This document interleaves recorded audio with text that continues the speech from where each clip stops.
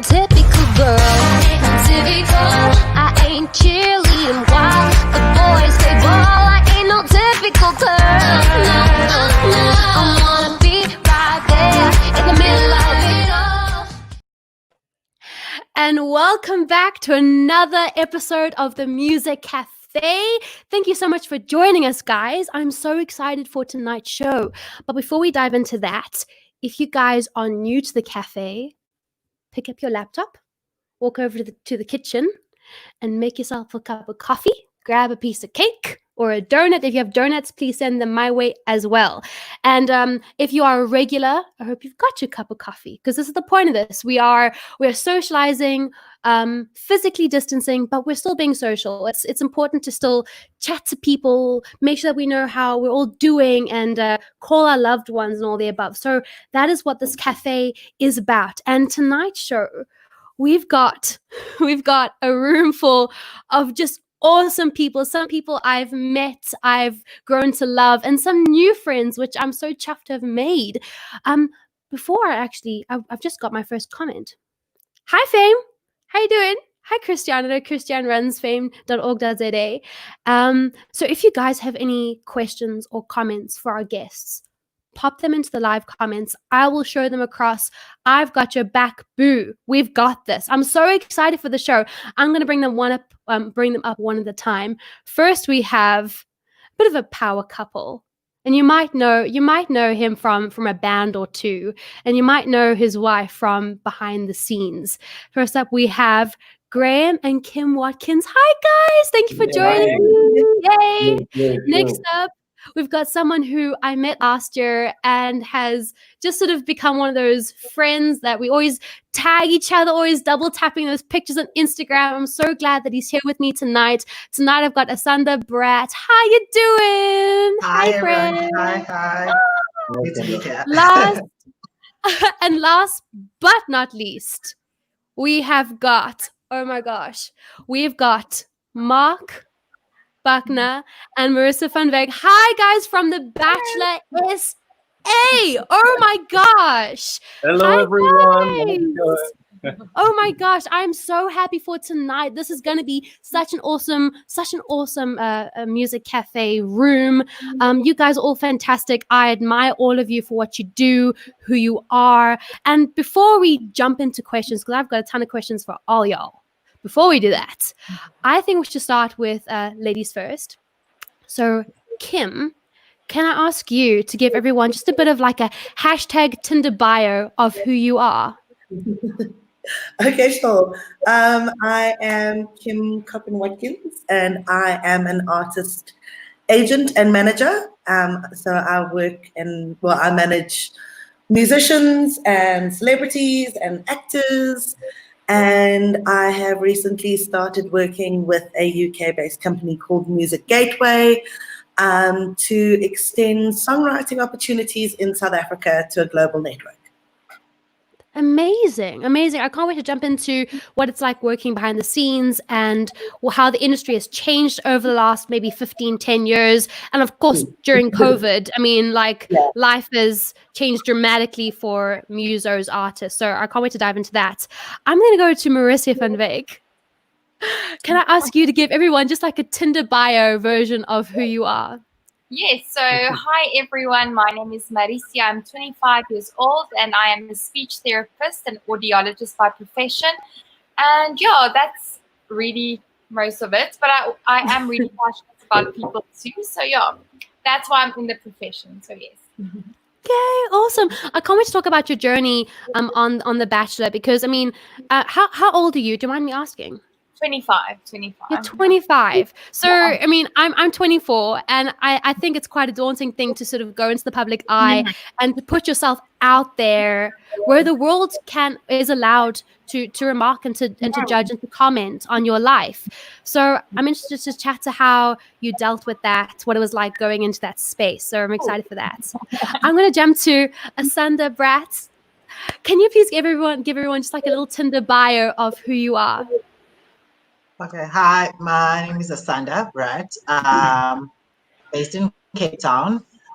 So by day, well, basically both of my jobs are by day, but sort of like what they would consider a 9 to 5. I'm a media booker and a project manager for a telecommunications company. And on my side hustle, I am a PR and events coordinator. Amazing. Like juggling 2 worlds, 3 worlds, 4 worlds is quite a thing. And I remember when we actually met, just so people know, we met on a panel last year, and it mainly had to do with sort of artists and sort of the entertainment industry. And the amount of, I mean, it was just great getting into what you know, because it's incredible how much you do know. You've been inside and out. And I really can't wait for you just to share all of that knowledge with all of us. I really can't. Okay, so Hopefully I'm going to ask... sharing. I'm going to ask Mark, do you mind giving everyone just like a hashtag Tinder bio version of who you are?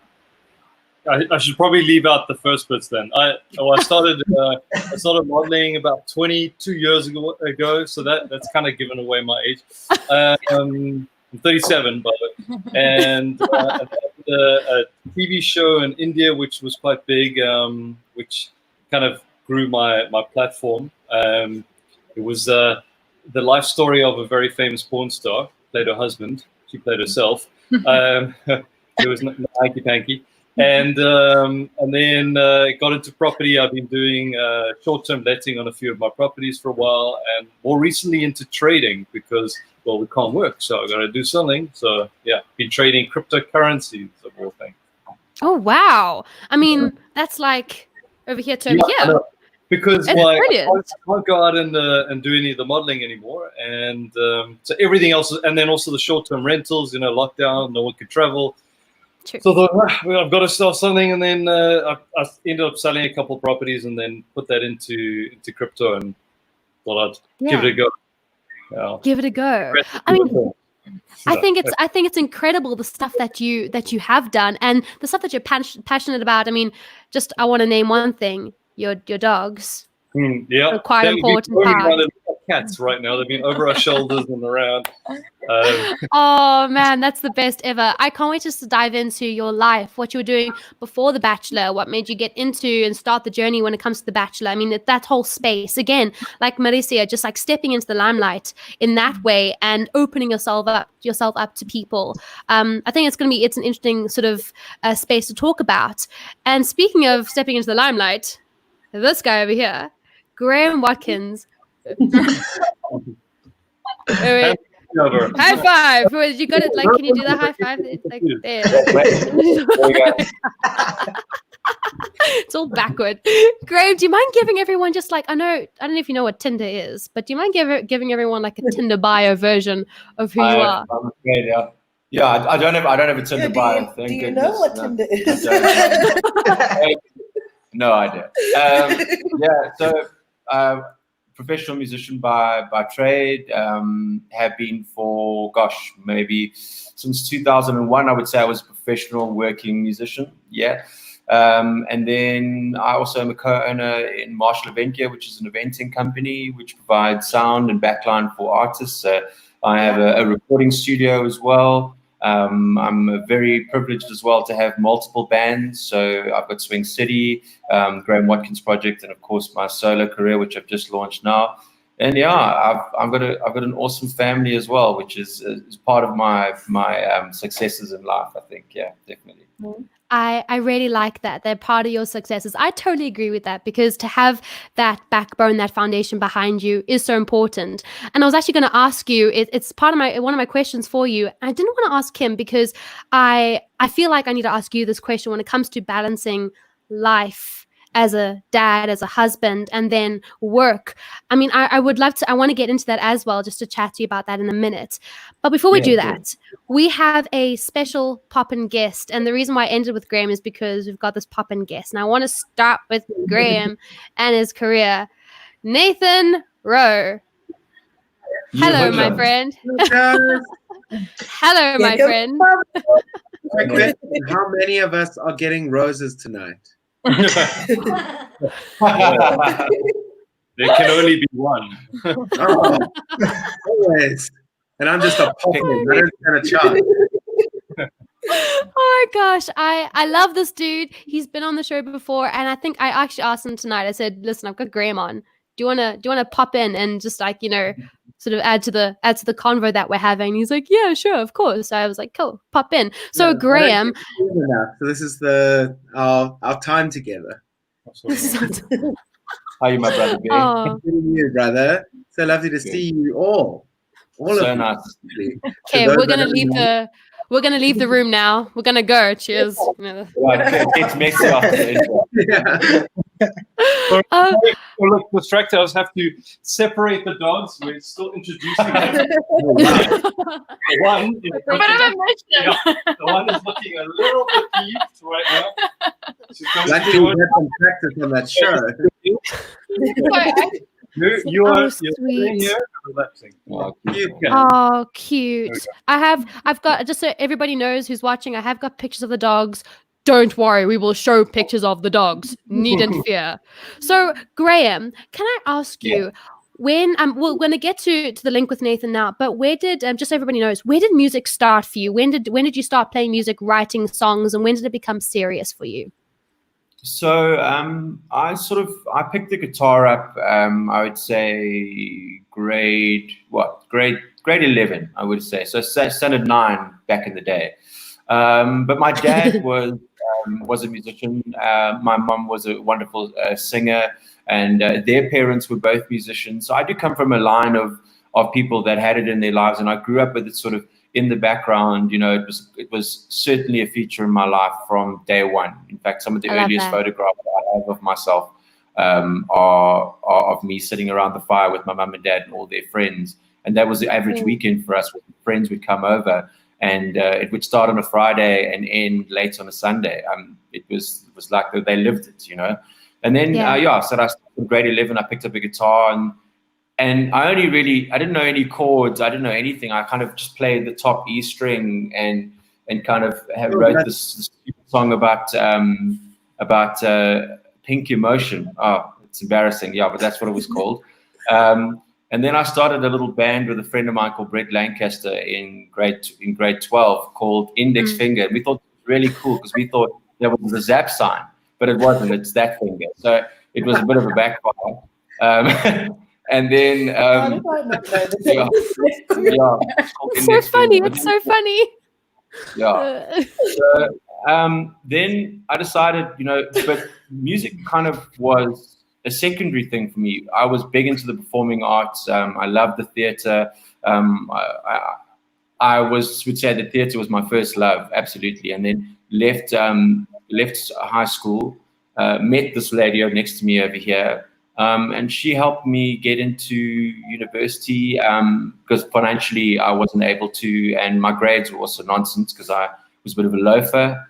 But then I found UCT, the theatre and performance degree, got my degree from them, which is a very specialized degree. Not many people get in, so I was very lucky, very privileged. And then, I did the whole reality TV show thing and went into Idols and got through on sheer personality and found myself all of a sardine musician. And people were like, "Well, we expect that from you now." And I was like, "Brr."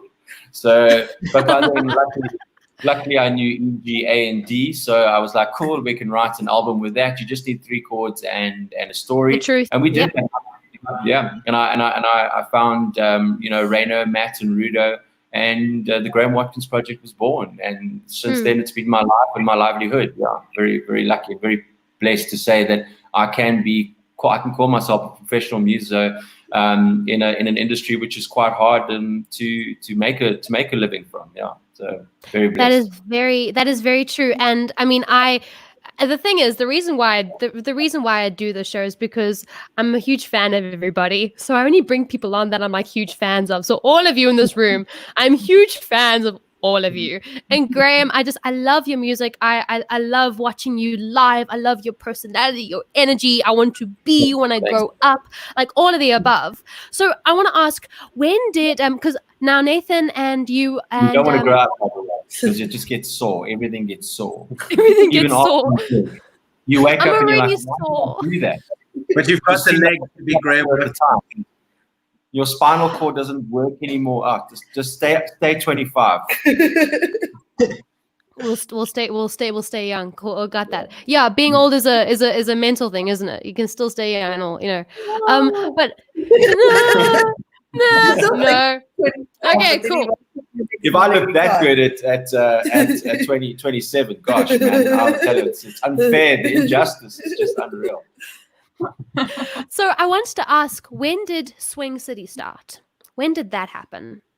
Oh, it happened by accident over a Boerewors. I love that. 2013.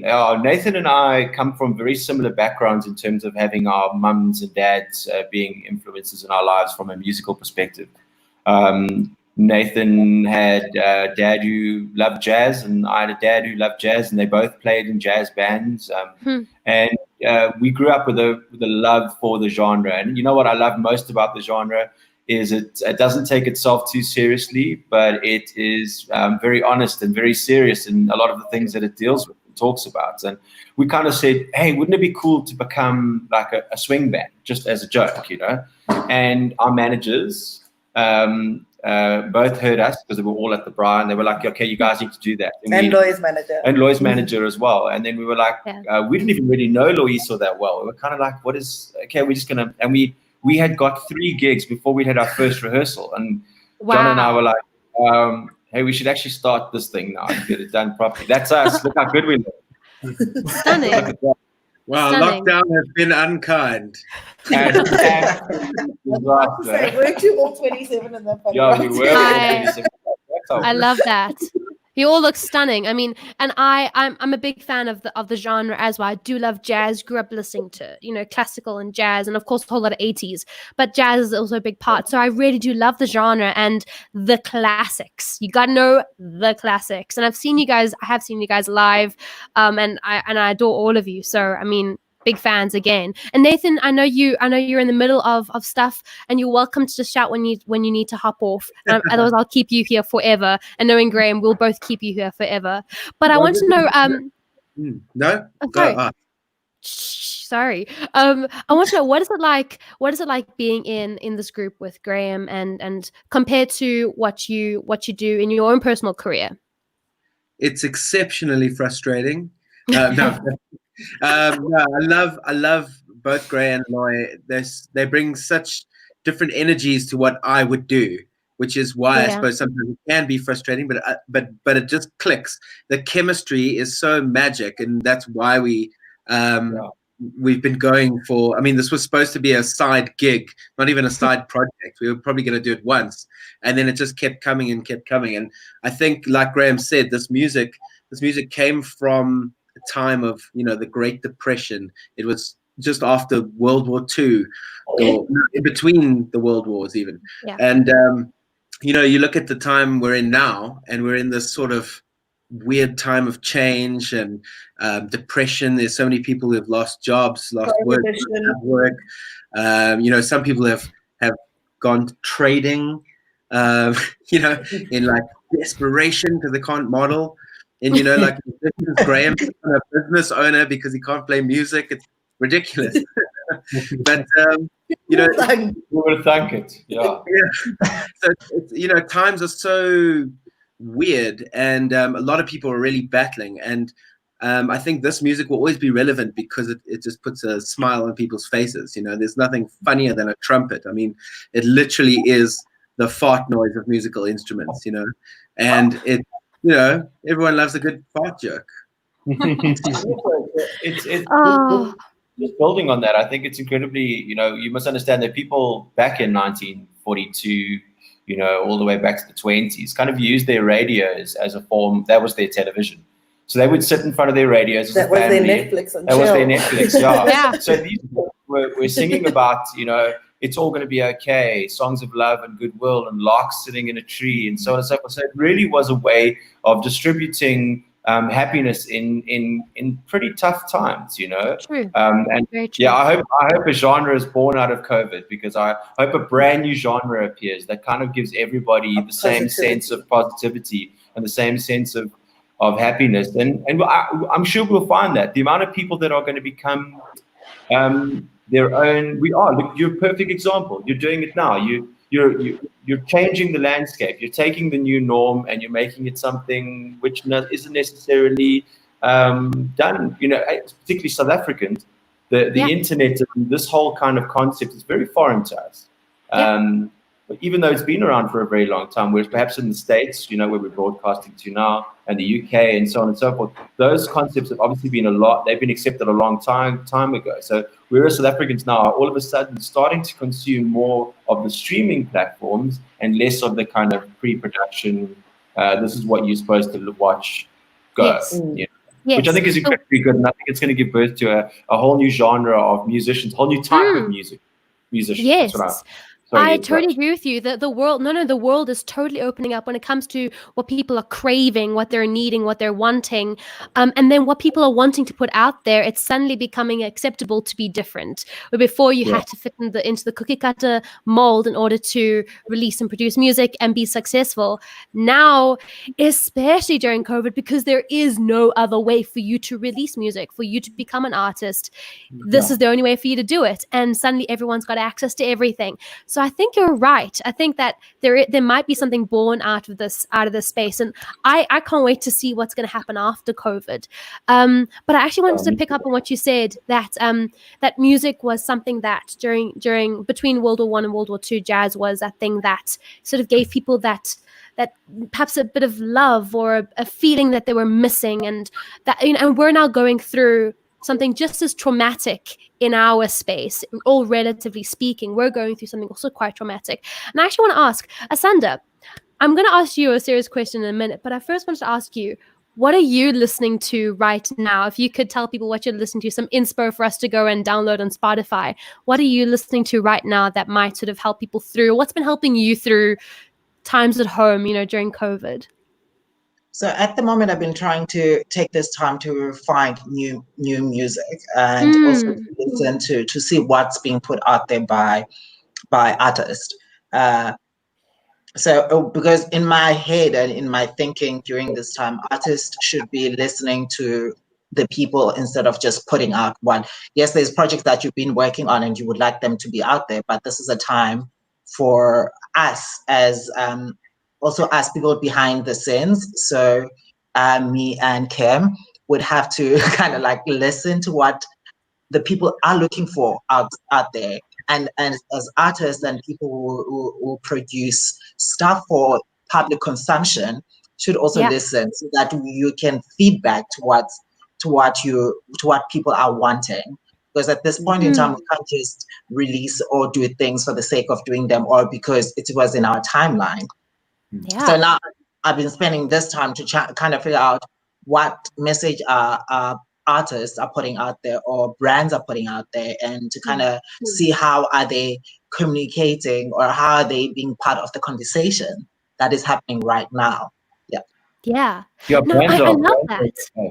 Sorry. Just to comment on that, I think brands are having to find a very different space and different way of communicating with the consumer now, because this consumer isn't able to be as sort of involved in the touchy-feely aspect of the brand, or the brand ambassadors aren't necessarily playing the sports and accessible anymore. So it's now finding a new landscape and navigating a new landscape. I mean, I'm dying to know what cryptocurrency is doing in this current world, because you must be playing in a very, very specialized little game there, because it's frightening. If it wasn't frightening before, I think it must be even more frightening now and uncertain.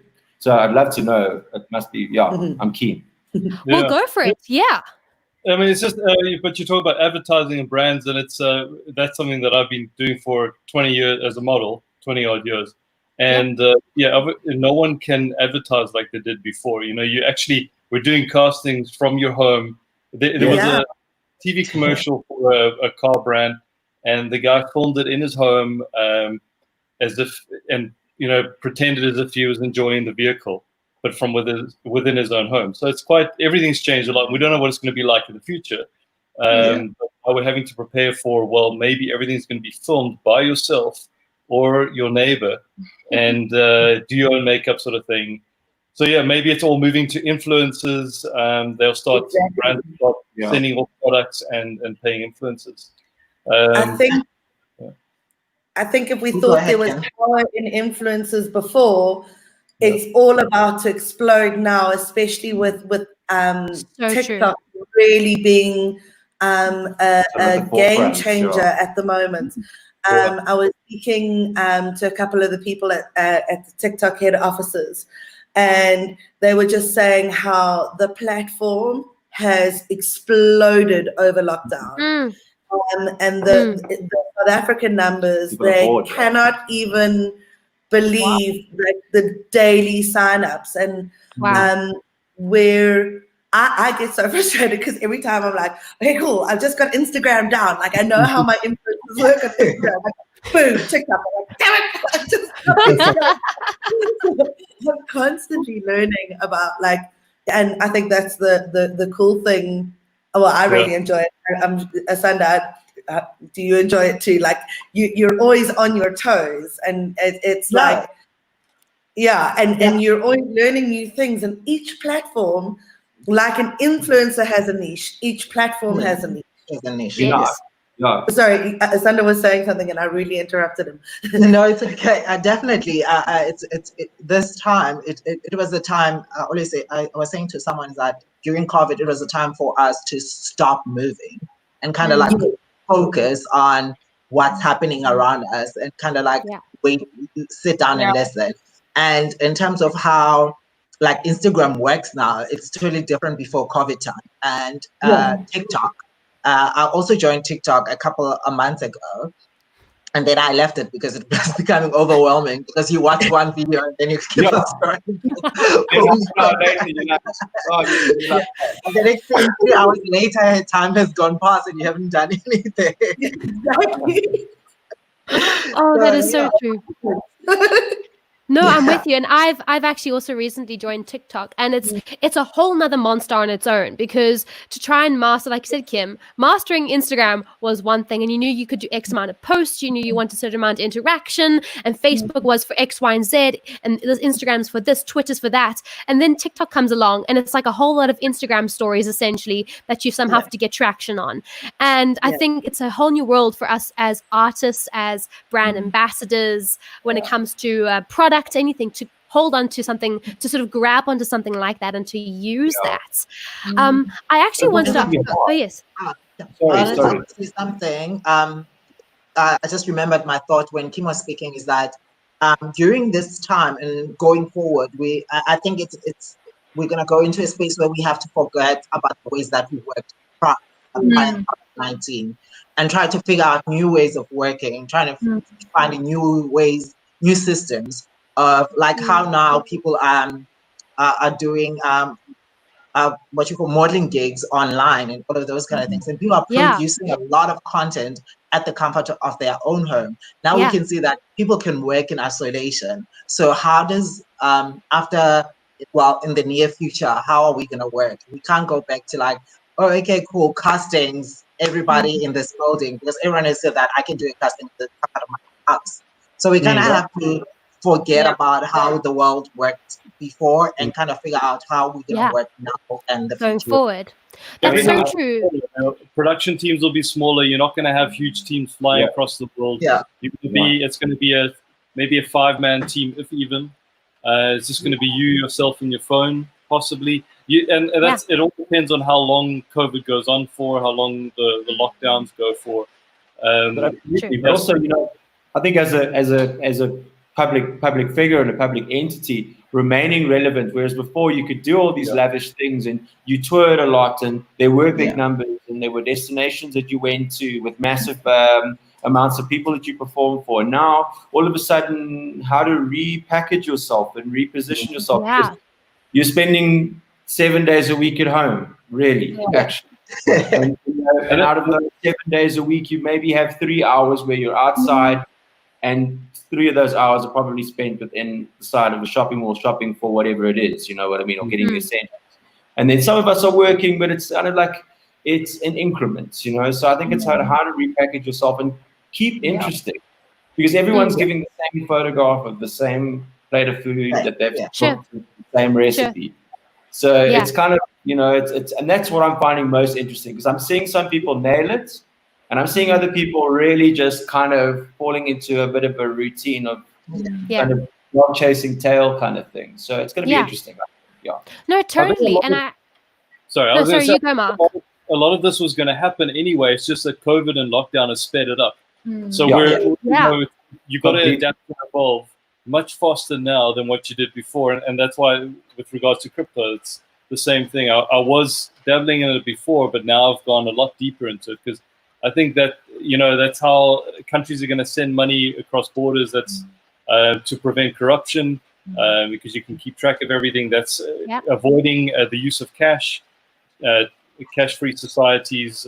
So there's a lot of aspects to that, you know, as just crypto itself. No, absolutely. But I think the whole world is now realizing that the digital revolution, or the fourth industrial revolution, I think has arrived. I think we can say it hits every continent across the world. If you didn't know about it before, you know about it now. So I think from online shopping to what we're doing right now, to cryptocurrency, to pilots making films at home, to doing advertising at home. It has happened. Homeschooling. Yeah. So the world has completely gone to the digital space. And I think I totally agree with you. Find your space now. Because if you don't find your space now, you're dead in the water. There's going to be no room for you. I totally agree with you, and I think that it's incredible how the world is changing. And the thing is, this has always been here. People have always been doing these things. There has always been online shopping, and there has always been homeschooling. There has always been that. But now suddenly it's the only thing that we can use. Now we're going to just see industries burst. I mean, for example, my parents took my sister and I out of sort of mainstream school when I was in grade 5. And we were homeschooled from grade 6 up to matric. And I finished a year early. My sister finished 2 years early. And now there's a whole lot more of those sort of homeschooling vibe schools. We're back 5, 6, 7 years ago, that didn't exist. And same with when it comes to finding new artists and artists using certain vehicles to get known. We've actually got a comment here from fame.org. I don't know if we're going to get the whole thing in, but one of the best things that came out of COVID is the amount of lesser known artists that managed to expand their audiences. And I think that's incredible that those artists who are the Billie Eilishes of this time, you know, those sort of really funky, cool, different, unique people who've got something different to say in a very different way are now being heard and are being wanted, in fact. And I actually want to ask Maricia, I know I asked this under the same question, what are you listening to right now that's perhaps sort of inspired you during COVID or kept you grounded? Or perhaps can I even go there? What is your favorite love song? Can I go there? No, let's not go there. Let's go to Mark's taste in music. So that's what I've been listening to. Okay. Lots of metal and rock, but I've actually, it's actually quite enjoyable. So, I mean, it's completely different to what I'm used to listening, but it's very interesting. And I think I'm someone I love listening to new things. I like people introducing me to new things. And that was quite interesting to hear. I think that's really sweet. If anybody watching has any sort of inspos for us, please comment them and we'll all go download on Spotify and iTunes and go and listen to your taste in music as well. So Maricia, I know that you are a speech therapist.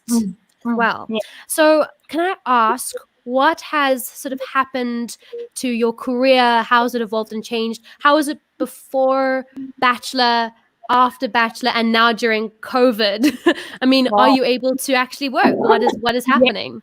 Yes, so depends on what you do, but often we are involved with swallowing. So then you are deemed as an essential service.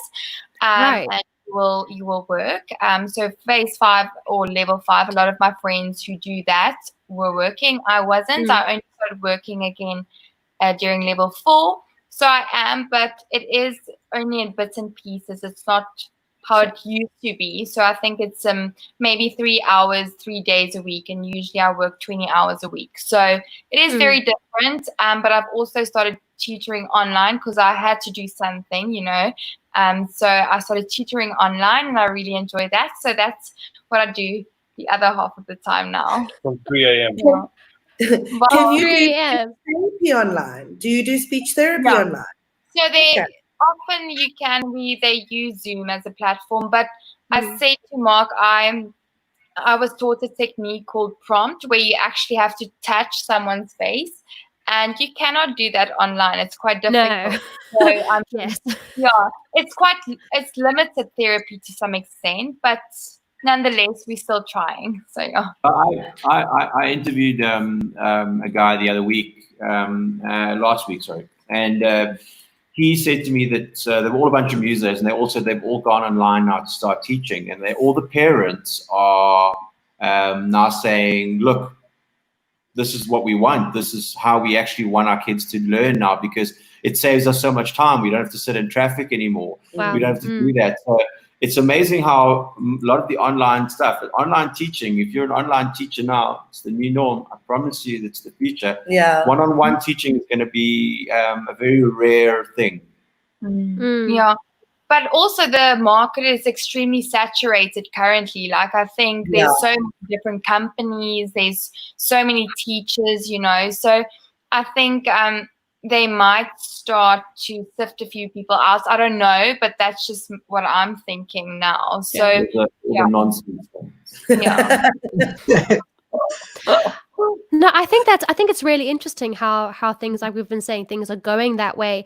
But I actually want to just chat about The Bachelor, if we can go there for a hot minute, because that was all before COVID, and there were lots of people on set, and there were lots of ladies, beautiful gowns. I mean, it's quite the opposite of what life is now. Mark, what has it been like, sort of having yourself put out there for the world to see, when it was something that's pretty vulnerable, quite special, your heart, and putting out there for the world to comment on? And then how has COVID then kind of helped your relationship, because you've been able to spend a lot of time privately and together without sort of having a lot of people, or has it just been really difficult? Well, first off, it was a lot scarier than I thought. I like to shut myself every day, but okay, I shouldn't put that out there. Sorry, but yeah, it's pretty daunting, and you're thrown in the deep end. With modeling or anything, acting and all of that, there's a script, and there what you got to do, but now it's just you. There's no script. A lot of people think there's a script. A lot of people thought it was being filmed. Now there are a lot of misconceptions, but you're not told anything, and you don't know what's going on with the ladies and the mansion and whatever else. But no, lockdown, it helped us because a lot of it's built on mistrust. You don't know what's really going on. You're hearing a lot of things, and a lot of people want to tear you apart. Not only audience, but also people in the show, and they want to. Yeah, and exactly. Create some extra drama and everything else. But even the ladies themselves, they want to. Once their ego has been burst, and they want to ruin what could be. So, and also we're not supposed to see each other without a producer, a PR, like a list of people knowing, and then they'll arrange a special location, arrive in separate cars, undercover. Wow. And kind of thing. And now, obviously, well, we kept it a secret. Yeah, we met up during lockdown, moved into mine, Marissa moved into mine, and it helped a lot, because a lot of these stories are getting spun, and even audience members creating, for some reason, because some people assume that we were together or assume someone else, I chosen someone else, and they would start creating these some drama, and then how do you prove it's not happening if we're not together? So yeah, it helped a lot. And reality TV is a beast, hey? It really is such a beast. You think it's bad, and then when you're in it, I've been the manager of South African Idols for the last 5 years, and what they do to reality TV stars, what the public do, it's brutal.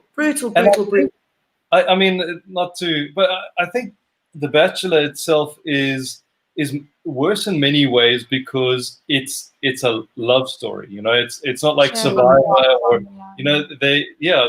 and then different people are hurt, and then how do they deal with it? And then everyone's got a fan favorite like any other show, but now there's one person that's making these decisions.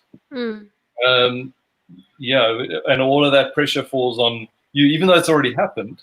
It's Sure. Yeah. you want to answer back, but you can't, and that's the other thing. You can't. No, very true. I mean, I was actually going to ask him because I mean, the idols thing is really cool to be able to be that hands-on and be involved with the artist and the production behind everything. But I actually wanted to ask, now talking about this, what is it like dealing? Do you ever deal hands-on with artists, and what is it like dealing with them when it comes to the live aspect of television? What is it like handling artists? I think it's very difficult, especially when it comes to reality TV. So we'll already manage him. Walk in the park. Walk in the park. I'm a breeze. But no, I think reality TV in today's society, everybody follows the Kardashians and they follow the American idea of what it is, and there obviously is an expectation. And the production of South African Idols have been amazing to me. They would allow me to actually have workshops with the idols for 16 years. So I would go through to them once a week for the last 5 years, and she wrote a book for them.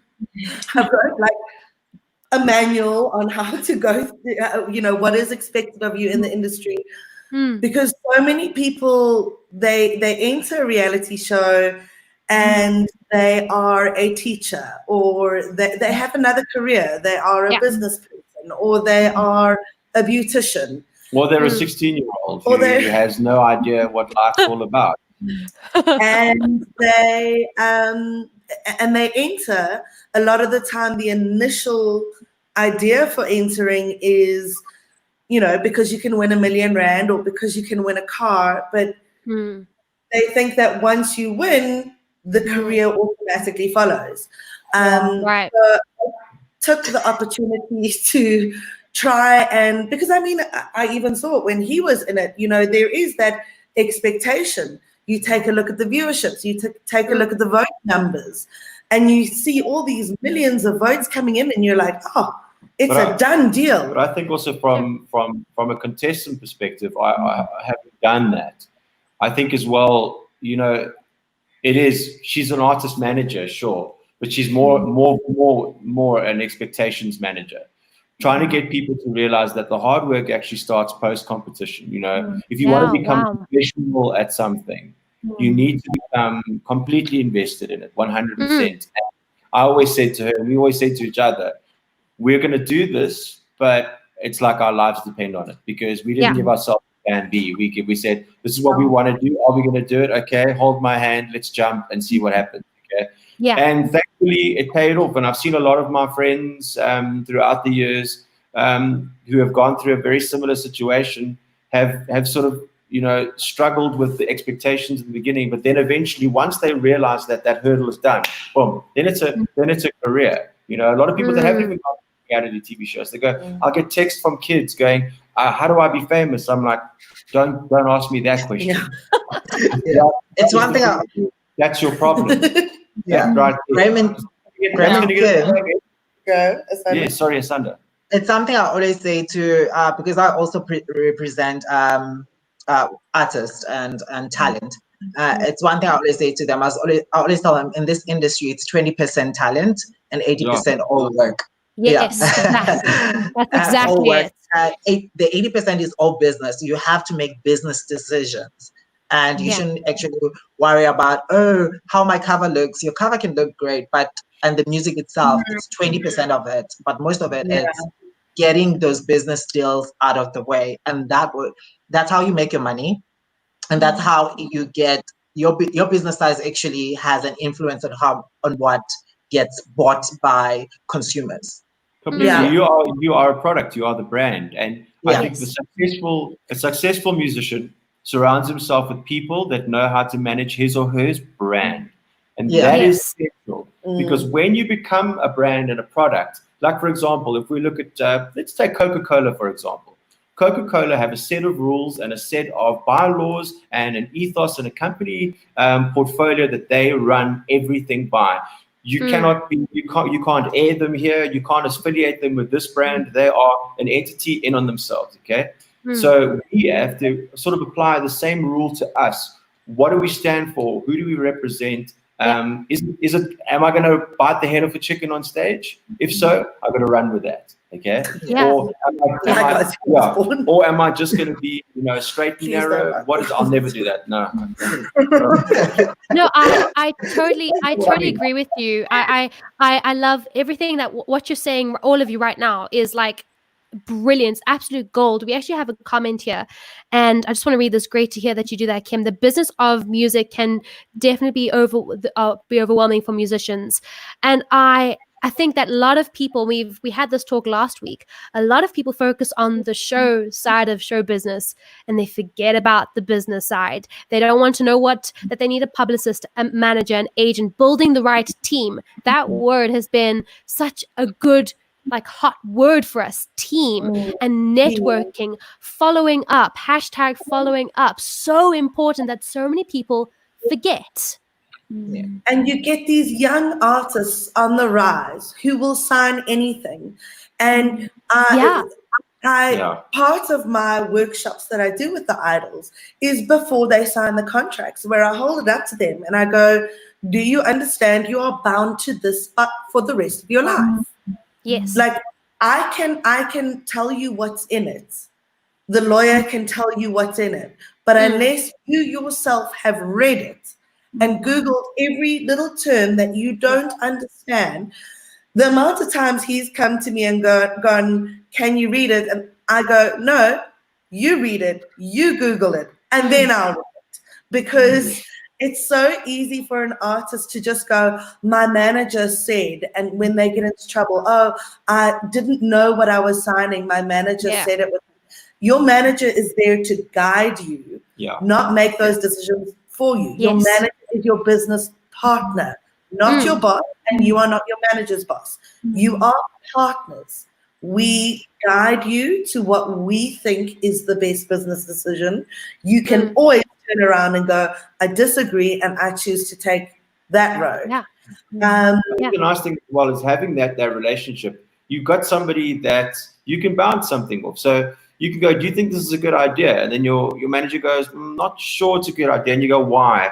And more often than not, your manager will kind of highlight all the things you've been worried about and then almost reaffirm going, actually, it's not a good idea. It's actually a terrible idea. Thank you, manager.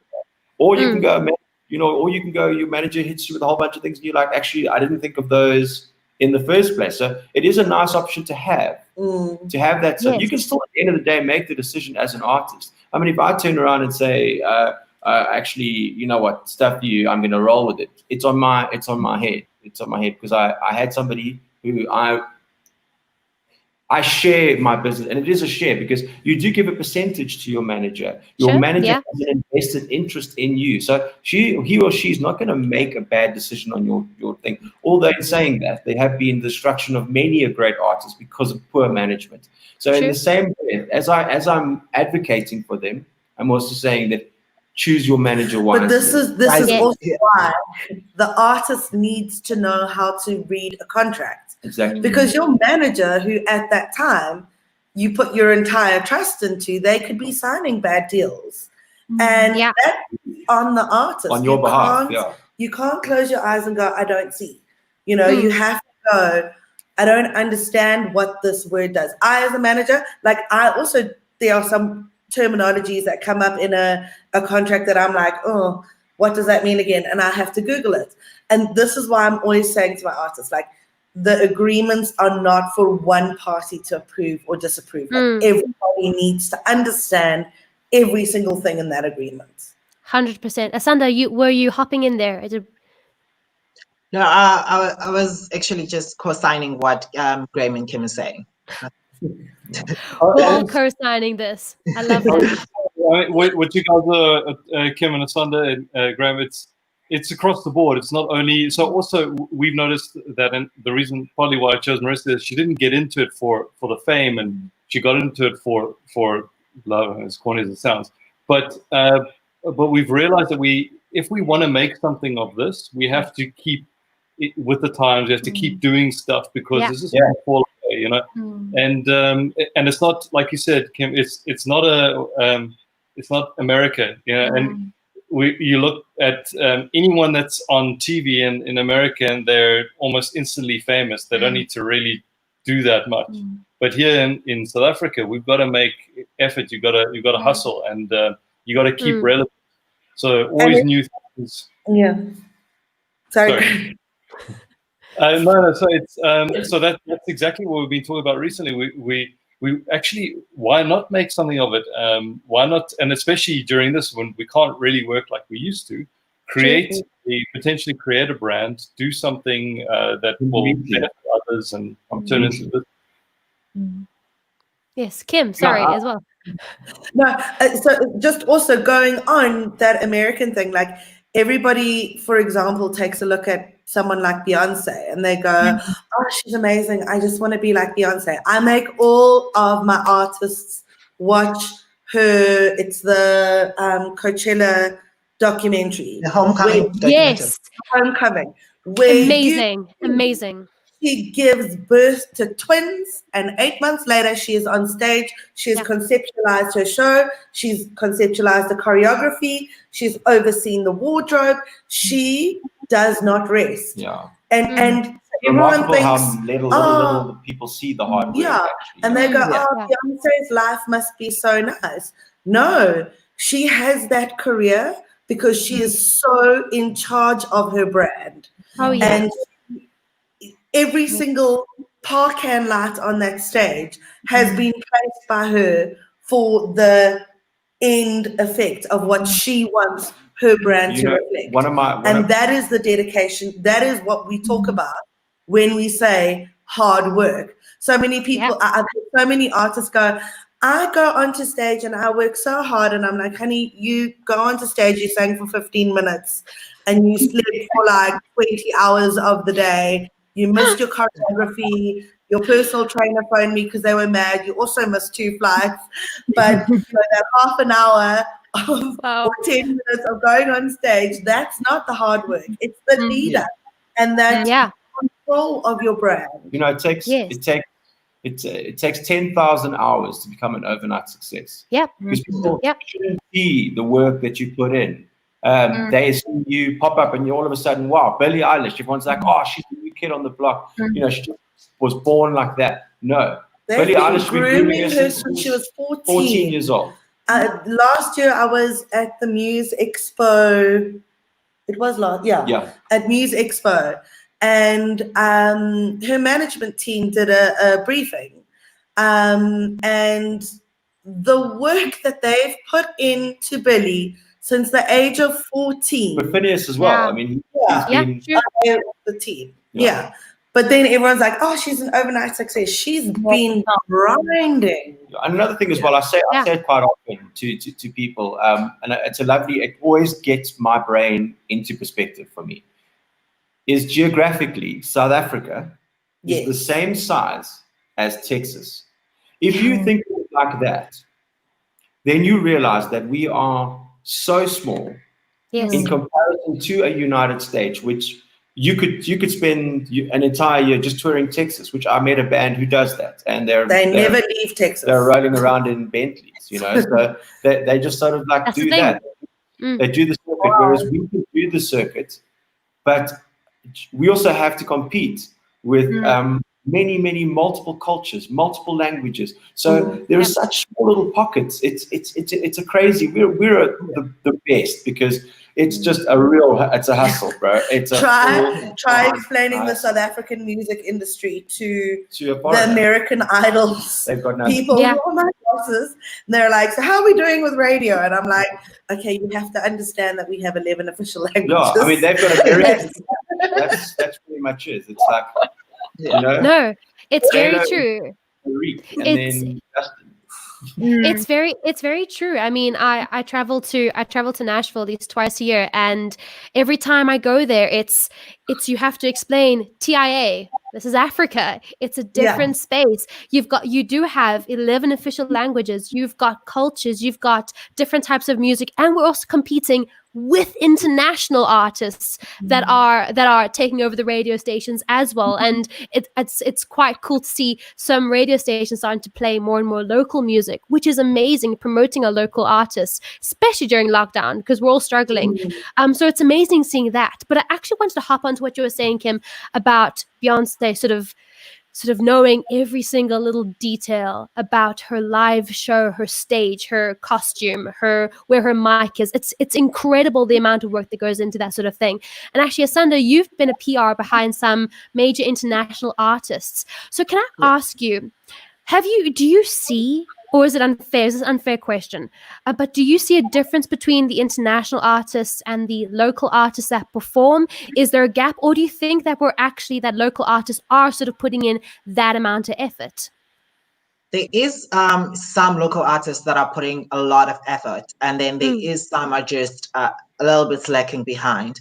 And it's something I was gonna say when Kim was speaking about Beyonce a little bit. I was like, guys, it's something I always tell my clients is that you have to be an ongoing production as an artist. Every time, you must know, every time you're on radio, you're on TV, you're doing a print interview or whatever, you are selling yourself, and you have to put yourself together in the way that you want people to perceive you. So the way you dress, the way you speak, the tone you use, the words you choose to use, it's always like that. And as much as I'm a PR practitioner, when I get to a set, I always ask if my client is being interviewed. I always ask for the script before the client gets there, so that I can see what's being asked, because I know my client. But you will find that, as Kim said, clients are late, they miss their flights, or they miss call time and all of those kind of things. So I'm the one making excuses for them, and they're not. It goes back to being taking the industry as a business, taking your career as a business. If you don't, as an artist, don't do that, then it kind of creates a bad what you call this a bad look for your brand, and it makes you lack in terms of international standards. And then you get to ask yourself why certain local artists are not being supported as much as international artists and all of that. And I'm just like, it's not that you're lacking talent. It's just that you're not being a production to yourself. You're not working on your brand and on your product as much.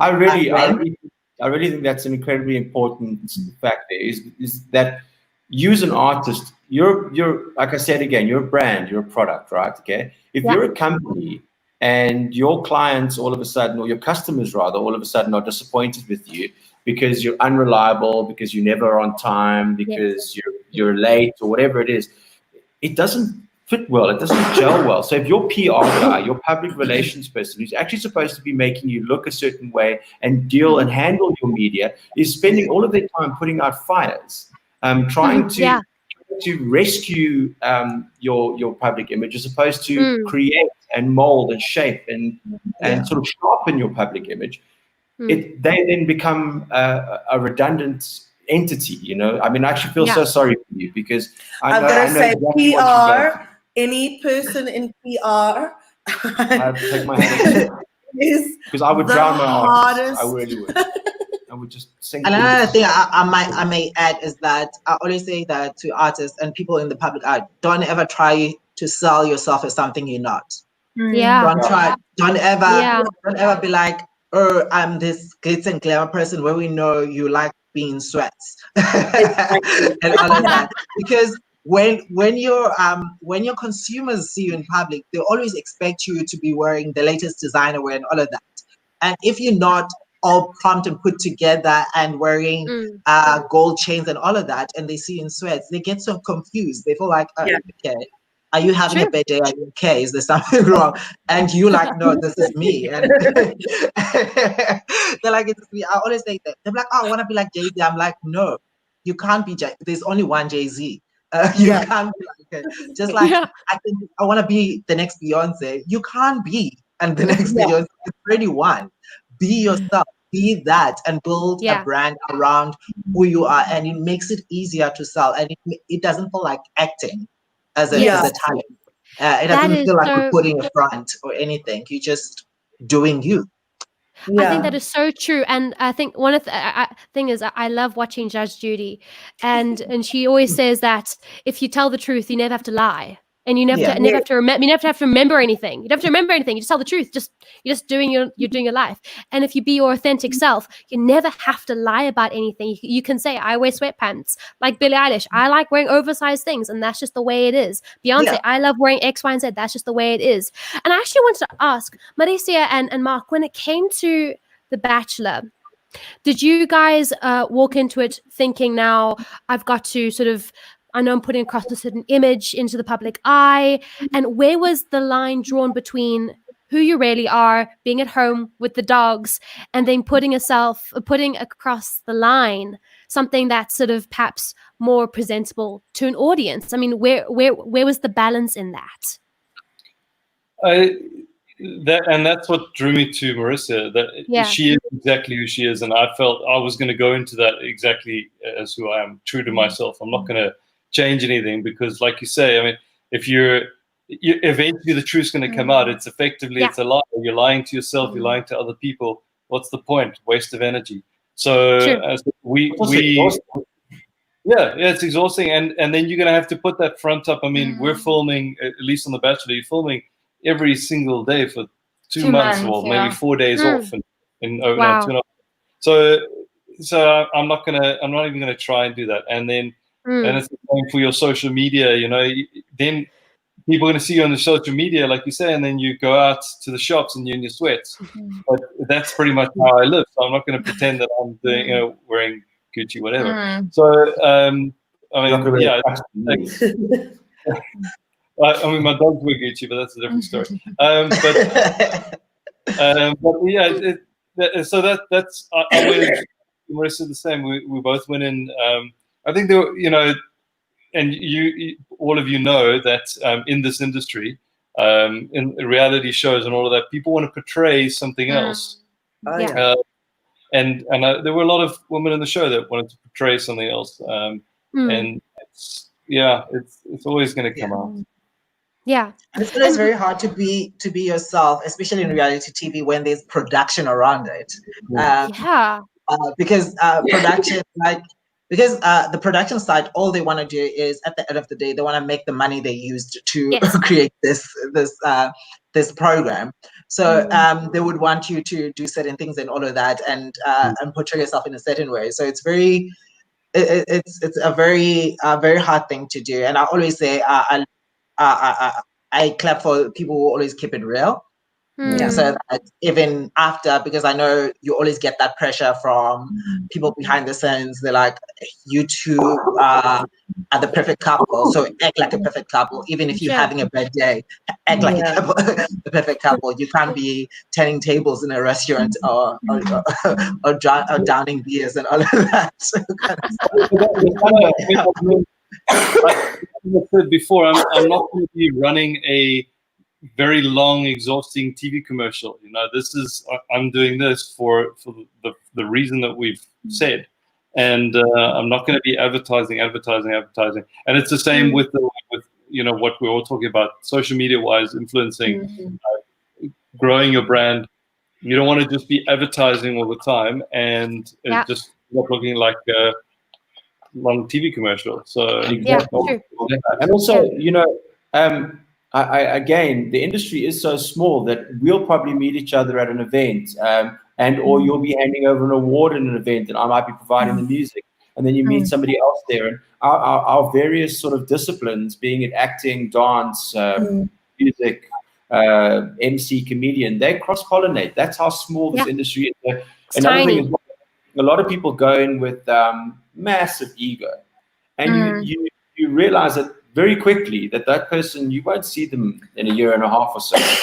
That person's going to fall off the thing, because we know that we work with each other all the time. And if you make me angry and I make you angry, or we make the manager angry, or we make the client angry, someone's going to find out about it. An ecto factor through the grapevine, you're never going to get booked again. That's why I said to the younger artists out there, humility is your greatest weapon. If you can remain humble and true, you are going to be around for a very long time.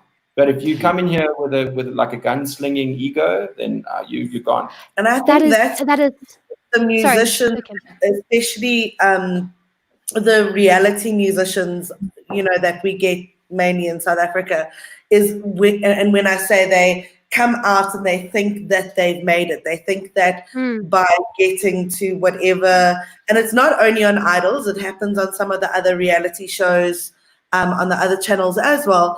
They think that by winning or coming second or whatever, they think that is it. They got to that place, and that I think that's where the ego really, really, really does come in. Another thing I wanted to touch on from what Alexandra was saying earlier, the coolest thing about COVID and where we are and what has happened with lockdown is that our consumers right now,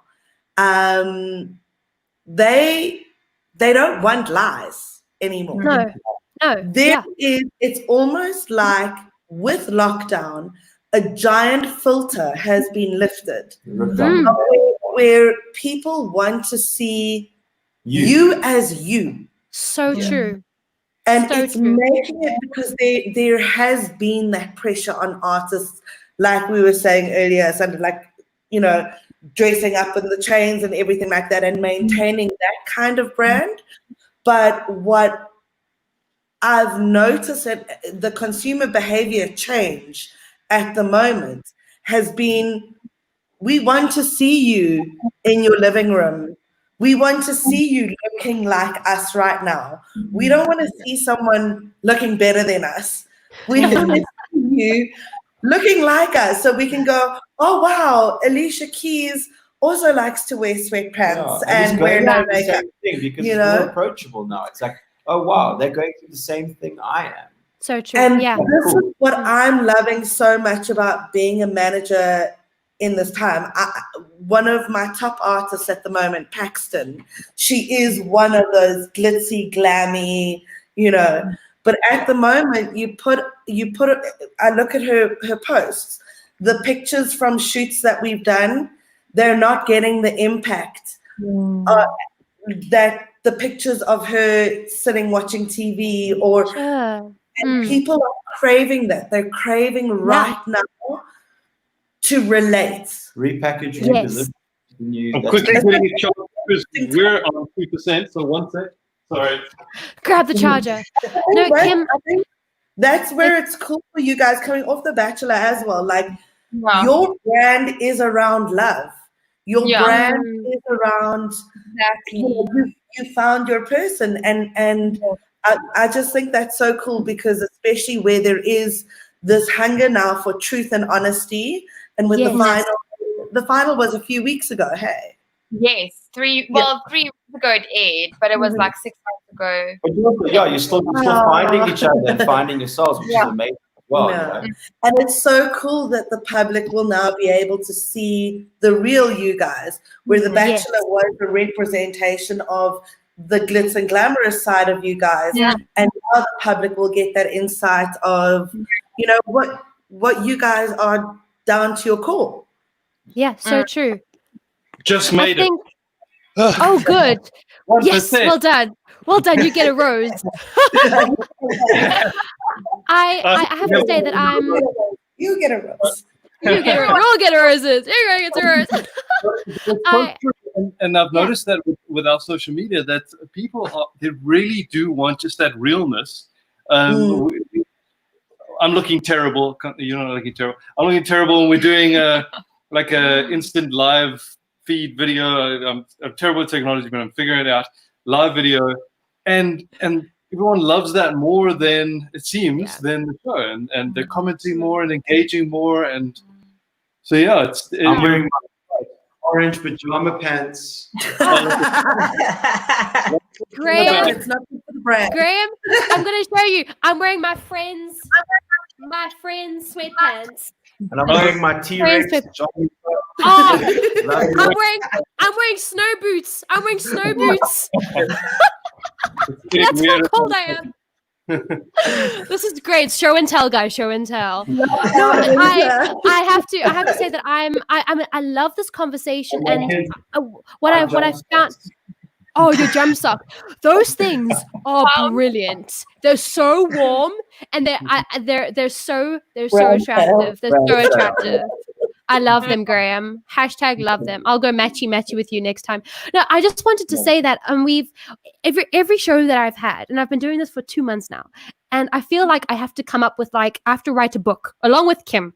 I have to now write a book of just like these go-to hashtags that everybody's been saying that are so important for a person that just is wanting to become part of the industry, whether it be in PR, in front of the camera, behind the camera, a brand ambassador, an influencer, whatever it is. And there was actually something that Matthew O'Connell, who's known as Chucky's from Good Luck. He was a saxophonist with Good Luck, and he actually was on 2 weeks ago, and he said something that I think is so true: be nice.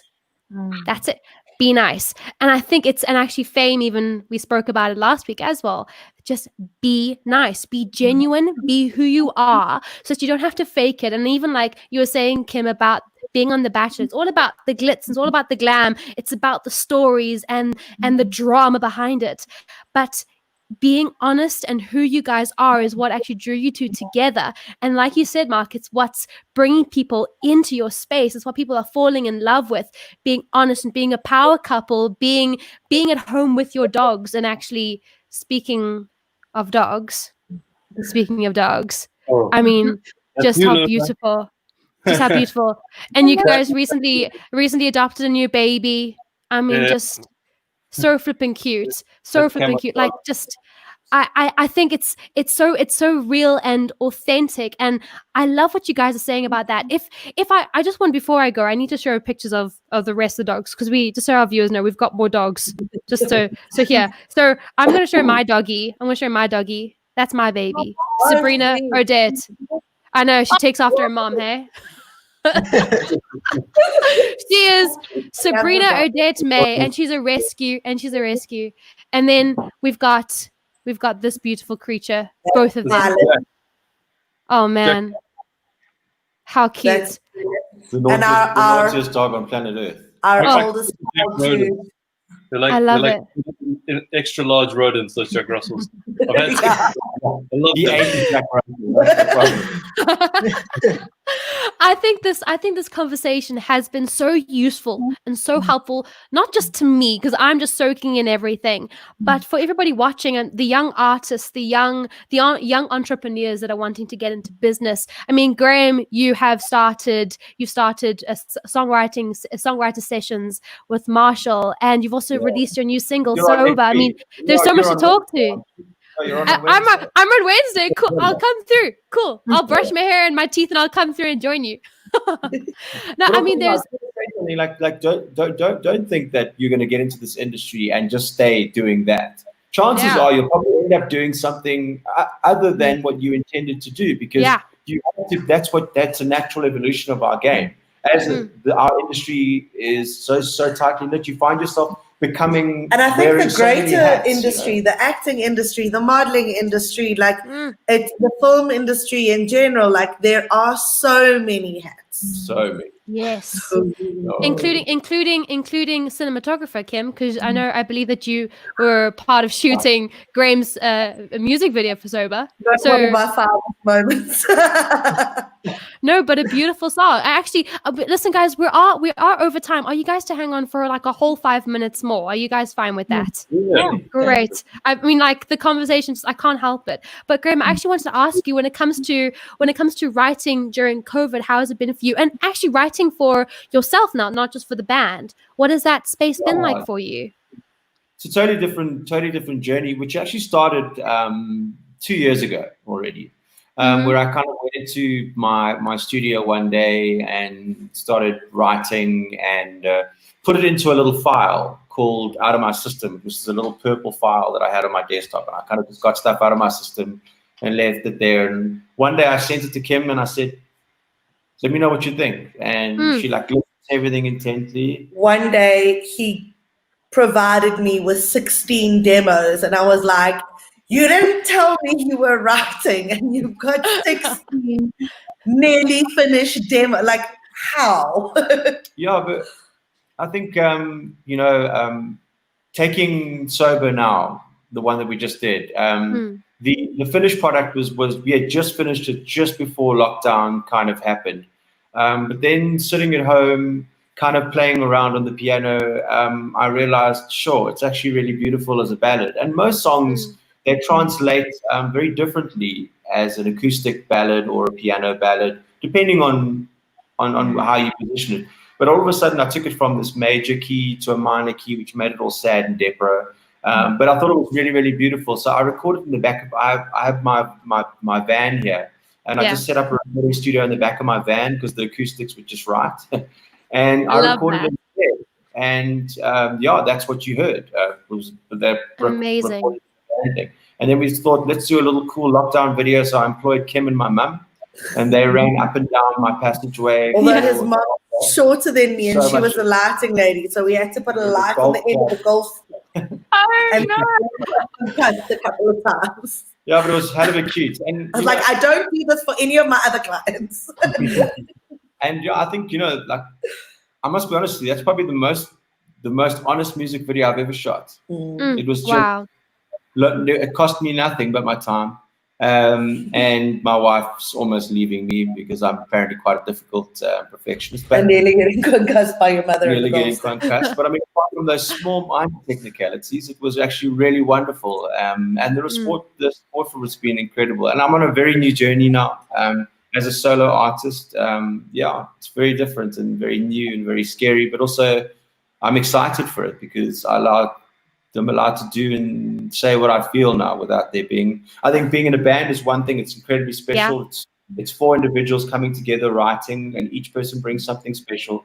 But now I'm kind of taking a body of work to a producer and going, okay, give me a little bit of input here, a little bit of input there. And the band is still heavily involved. Yeah. They are actively involved. I'll send them things and they'll be like, yeah, this is great. Or no, Graham, that's absolute poo. Don't go there. That's great.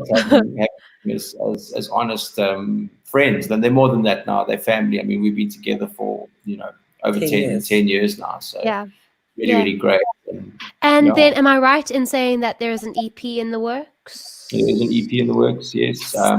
It's just a matter of getting it out. Yeah. And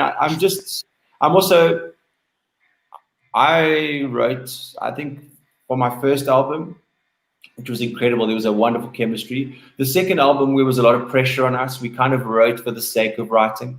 And I think a lot of young artists out there will experience that as you kind of, when you write for somebody, you write for public expectation, as opposed to the honesty of the first album, which is there's no expectation. There's just, I'm going to do a body of work and see what happens. So I think from my third album now, which is effectively, we're going to do it single by single until we have an EP. We're just making music that we love and we enjoy. And I'm making music that makes me feel feelings. And chances are there should be a handful of people out there that feel the same way. So I'm not applying any, if it doesn't work, it doesn't work. And if it works, it works. I really am just releasing it and giving it away in a sense, So doing it, you boo. But I love that. Away, Sure. No, I love that. And hashtag do you boo. I think that's amazing, just to put out exactly what's on your heart. Guys, listen, I'm really sad to say this, but we have come to the end of our time. And I'm really sad because there is still so much that I still want to draw out of all of you. And I think we might have to have you all back. Nudge, nudge, wink, wink. So, I mean, just gonna slam those DMs quickly. I'd like you back. Thank you so much for spilling the tea on The Bachelor and was like with idols and working with artists. This has been fun. We've got a comment here that this Jessica said sipping tea in bed and binge watching. Thanks for taking the time to. I think she's finding this interesting. Thank you so much. I really do appreciate everybody commenting. And if anybody out there has any more questions for any one of these guys, any one of them, follow them on hashtag Instagram or Facebook. I'm pretty sure they're all open to you sliding into his DMs. And if you've got any questions for anybody, if you don't, if you want to follow me, Alexandra May Music, and I will hook you up with the right person. Drop me an email. I will send you, we'll connect all the dots, so for sure. But as we're ending off, I think we should end off with this little hashtag pearls of wisdom, if you guys are okay with that. If we could just go around the room, if you have something for maybe somebody who's starting in the industry or in the entertainment or being yourself, if you've got that little pearl of wisdom, something that you've picked up along the way, would you mind sharing that with our viewers? Kim, do you want to start? Oh, can someone else start? Spotlight. I'll start. It's a quote that I live my life by, and it says, "A masterpiece is a stroke of genius and a moment of madness. So live your life in madness." Oh, I like that. Oh, I how like would that. we stop that now? Wow. I mean, really, End the show. Sure, babe. You can't. That's it. Well, good night, guys. No, that is so true. That's going in the book of quotes. That's going in my book of quotes. But I'll say Graham Watkins quoting somebody else. Here's the hashtag, and then we'll put the quote in there. That's wonderful. Thank you so much for Graham for being on the show and just spreading your knowledge and your love with everyone in the room and our viewers. It's been awesome to see you again. I can't wait to see you on Wednesday, mate. Kim, would you? Oh, sure, but this way. There we go. Yeah, random elbow nod. Kim, would you like to go next with our pearls of wisdom? My pearls of wisdom is just, I think, stay true to yourself, be honest, and work hard. I think that's my advice. Nailed. That's the theme of this, I think. Asanda, do you have anything to add? Listen and be part of the conversation. Yes. Simple as that. Listen and be part of the conversation. I think that's true. So many people they listen to answer and they don't listen to understand. And I think that's very true. I think it's very, very true. Especially now during COVID time, during Black Lives Matter, during the GBV and all of that, you need to listen to the conversations that are taking place and be part of those conversations. Yes, I totally, and being open to criticism and suggestions, and the painful ones. I think the painful conversations are ones that you should. I think you need to be the most aware of those and the most involved in those, because those are the ones that matter. Yeah, I totally agree, and I think actually, Asanda, we should actually have you back and have a sort of bit of focus on what's happening in the world right now. I think focus in on that a bit more. I think it'd be a really, really valid and important conversation to have, especially on this platform since we have it. So you and me, we're going to be WhatsApping, and we're gonna organize this. Let me know when. Amazing. Thank you. I really do appreciate you being on the show. You've got so much knowledge and love that I love spending time with you and talking with you. And I miss seeing you in person and laughing over champagne. So this has been great. But soon we'll do the thing, or the real thing in real life. Hopefully. Mark and Maricia, you guys have been so fantastic, and I've loved hearing about your journeys and what you guys have gone through to get to where you are now, and your mindset behind everything. Mark and Maricia, do you guys have any pearls of wisdom that you'd like to share with our viewers? I think just to summarize, we've brought all of it up. Just stay true to yourself, learn from people, and grow and evolve, because things are ever changing. And sometimes it'll happen faster than you think, like now, COVID. So make sure that you're, learning from everyone around you. Yeah, very true. Don't step on too many toes either. Burn some bridges. Ooh, that's true. Very true. Maricia? No, I agree with him. Completely agree with him. I love that. I love it. She's like, whatever everyone said, just done. Tomorrow morning, 3 I'm up, so usually by 8 I'm out. Oh, I love this. You guys, all of you have been so fantastic. Thank you so much for spending your Sunday evening with me and with our viewers watching here tonight. I've learned a ton. I'm sure everybody else has learned a ton. And gosh, I love you all. And wow, I can't wait to see you all in person. So thank you, guys. Thank you for having us. Thank you. that. Bye. You're so welcome. You're so welcome. I'm going to throw you guys backstage. I'll chat to you guys in a whole minute. Bye, everybody. Oh, wow. What an awesome show. What an awesome music room. I hope you guys have had a great time. I've had a fabulous time. These people are incredible. They're full of knowledge. They're full of so many important things for us to learn from. And I think if you guys have any further questions for them, drop me a DM and I will put y'all in touch. Alexandra Music, I'll put everybody in touch. I promise. But for now, stay safe, sanitize, and call your loved ones, everybody. Call your loved ones. I will see you same time, same place next week. Bye! I ain't no typical girl. I ain't no typical